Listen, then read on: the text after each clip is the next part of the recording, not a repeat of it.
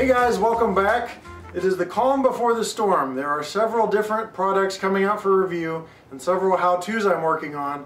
But in the meantime, I like to squeeze videos like this in between that to cover some of the odds and ends, some of the viewer mail, and things I want to get out to you guys, like giveaways and things like that, so that they don't interrupt the process of the product reviews or the how-tos. So let me go ahead and get started. The first thing is, I've got giveaways of 3 books. All 3 of these books are the Brass Train Guidebook by Dan Glazier. This is courtesy of BrassTrains.com. Now I'm going to announce the winners of the giveaway at the end of the video, as I always like to do, because I'm in denial that you have a fast forward button. I'm going to go ahead and cover some other things and then get to the winners at the end, lending a little bit of suspense to my videos. But there are 3 winners. 2 of the winners are from the secret giveaway. A lot of you guys might be wondering, where was this giveaway located? I didn't announce it, I didn't put it in the title. I just did a video, and somewhere in this 25-minute long video that I was talking, I told the viewers to put a sentence below and make sure they ended it with a period or a statement of some sort and had a period in the statement, and they would be entered for the drawing for the books. So I decided to give 2 books away for that drawing, and there's a 3rd book because there's a guy by the name of IamRROCom, it's a YouTube user, who lost some viewers because of an April Fool's joke. I watched the guy, he's a cool guy, he's an N-scaler. I always recommend that anybody N-scale go see him because he knows what he's doing in N-scale. And I was upset that he lost viewers because of an April Fool's joke, because I'm a practical joker myself. So I decided to tell everybody, listen, if you're an N-scaler, if you just like train videos, go subscribe to him. I tried to also get the list of people that subscribed to him, or as many as I could. People notified me, and I picked from a pool of those people for a 3rd book. So I've got all 3 winners, and I'm staring at them right now. But before I do that, let's cover some viewer mail.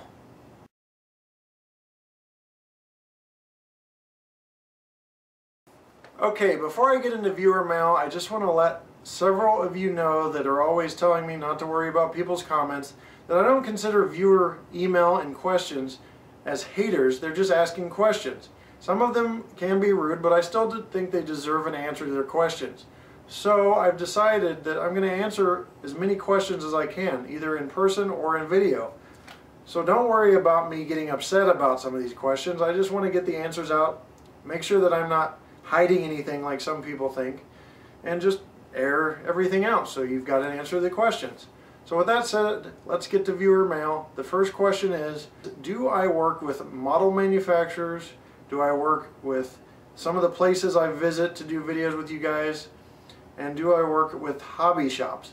Now this question I've heard is derived from another YouTuber who's just mentioning things about himself, not trying to get any shots out at me, but it's mentioning things and people are taking it the wrong way. So my first suggestion is, don't read into things too crazily.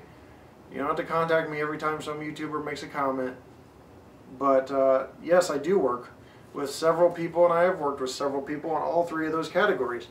Guys, I am not going to hide anything from you. I am completely transparent as I can be about this whole process. I mean, have I worked with model manufacturers? Yes. Next question, have I worked with hobby shops? Yes. Next question, have I worked with museums and places like that around the country? Yes.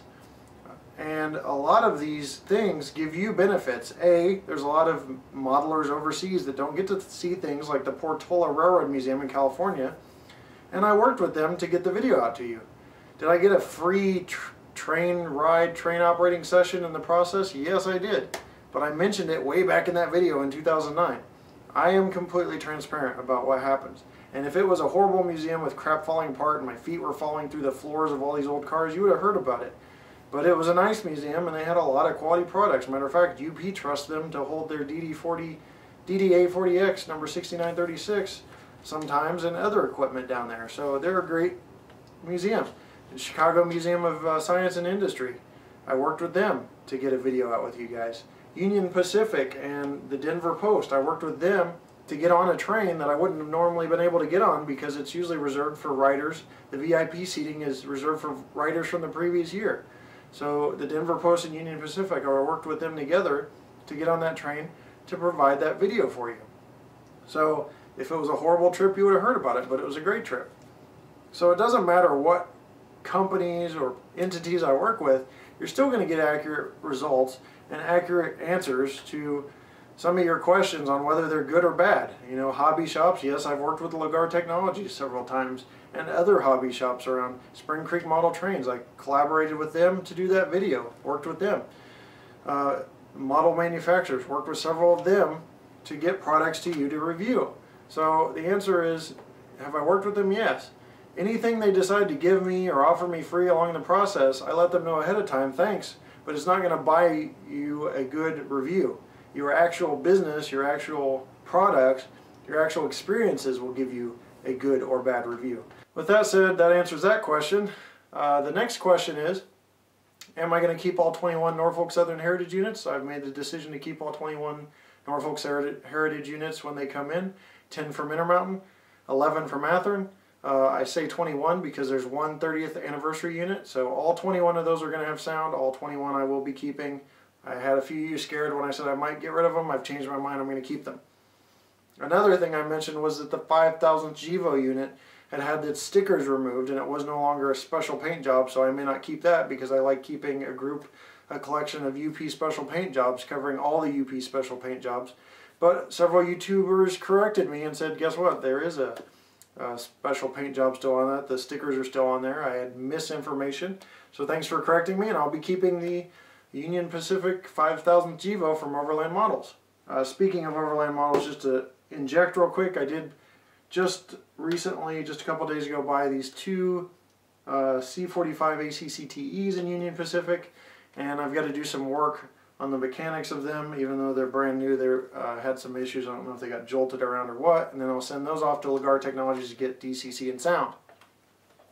So there's two more locomotives on top of the two SD70M flared radiators, on top of the two Overland Models units I have on order, which are the honoring the Veterans unit and the 5000th unit I just talked about. So that's 6 brass locomotives, adding to the collection of about 15 I've got right now. It's kind of crazy, but whatever. So I'll be adding more brass to the collection, not to include the brass passenger cars I have. It's crazy.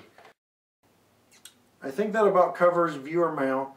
So we're going to go ahead and move on to the winners of the video contest for the Brass Train Guidebook. Another example of working with a hobby shop or an entity to get things done. This is courtesy of Dan Glazier, and I spoke with him directly and BrassTrains.com. He owns both BrassTrains.com and the Dan's Train Depot that you guys may see on eBay. You know, he offered 10 books out of his own pocket. All I've got to do is cover shipping to you guys. Why would I say no to something like that?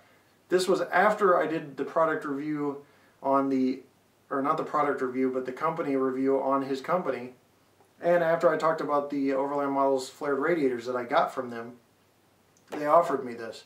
So there's no conflict of interest there, and a lot of times it benefits you guys in the sense that you get free stuff, which is always good, and that you get information. For example, if there's a locomotive I wouldn't normally buy and a manufacturer offers to lend that locomotive to me, to sell that locomotive to me, or to rent and I have to send that locomotive back, you know, to get that product review out to you, great. It's your benefit, okay? Because the honesty is always there. And I know I've switched back onto that viewer email topic, but I just wanted to get that cleared up. And also for you guys that are going to say, don't listen to those guys, it's not about not listening to them.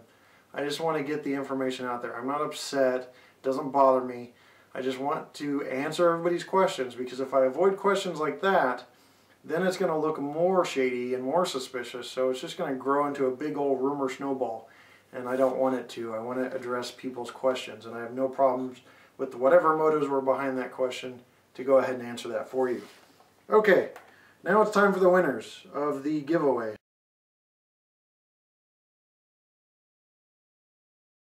The video, the secret giveaway I was telling you guys about, I picked 2 winners from. That is UPRR11 and In White 53.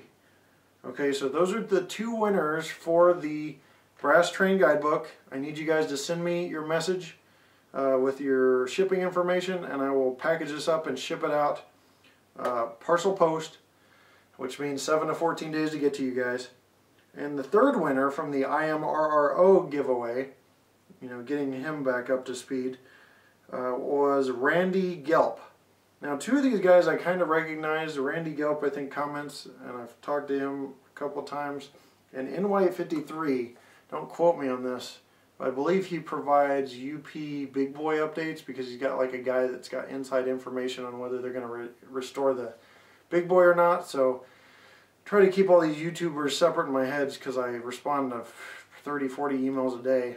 But I think those two guys, they're good guys, and I'm happy for them. I don't recognize UPRR11, but I'm sure I've spoken with him in the past. So congratulations to all three of you guys on winning this book. Again, please contact me.